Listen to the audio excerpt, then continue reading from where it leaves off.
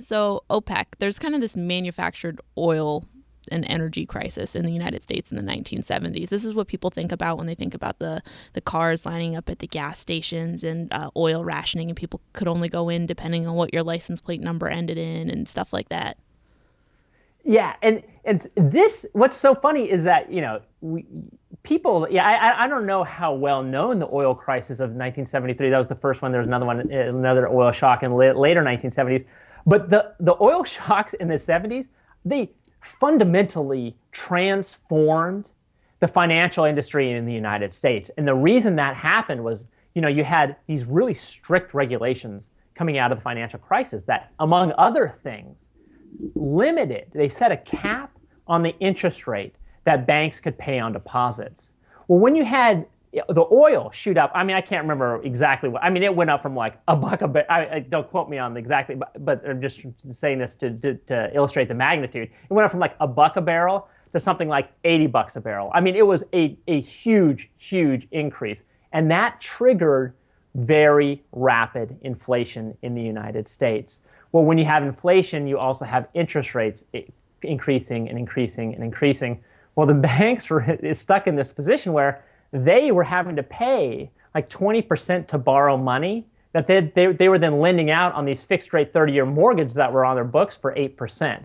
So it created this really bad situation for banks that caused them to do multiple different things. And the leader of this group, of the group that was really pushing change and transformation in the bank industry, was a guy named Walter Wriston at what is now Citigroup.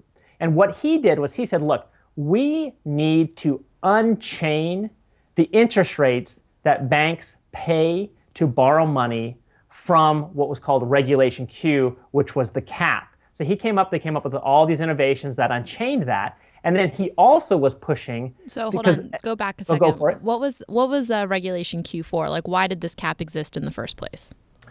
So the theory behind Regulation Q, there's a couple different things, but the main theory behind Regulation Q is that if you go back all the way back to the Gilded Age and before that, banks that would pay at a high rate of interest for their deposits were generally more susceptible to failure. Because then if they got into trouble, the reason that people had money there was almost as an investment. So they would pull it out very quickly as opposed to just putting it there and kind of forgetting about it, right? And the other reason that Regulation Q was in effect was that the United States wanted to promote local lending by savings banks or savings and loans, right? And so what they did is they allowed savings and loans to charge a higher interest rate to gather deposits than they allowed commercial banks, because commercial banks would then theoretically take the money that was deposited in rural areas and bring it to money centers, which would then drain that money out of there. Right. So this leads us back to the energy crisis and these banks that are paying out these interest rates on the deposits that are 20% plus, and then having these loans that are 8%.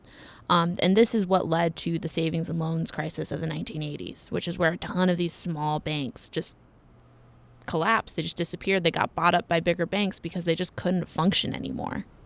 Yeah, I mean, literally many, many thousands of savings and loans, thrifts, and banks failed during the 1980s in particular as a result of that. And you can think about it like this, like it would be like if you run a bookstore and you are buying books for $20 a book and selling them for $8 a book. It's not a very good business model. Right. So then you get to Walter Wriston, who says, I think that we can do better than this.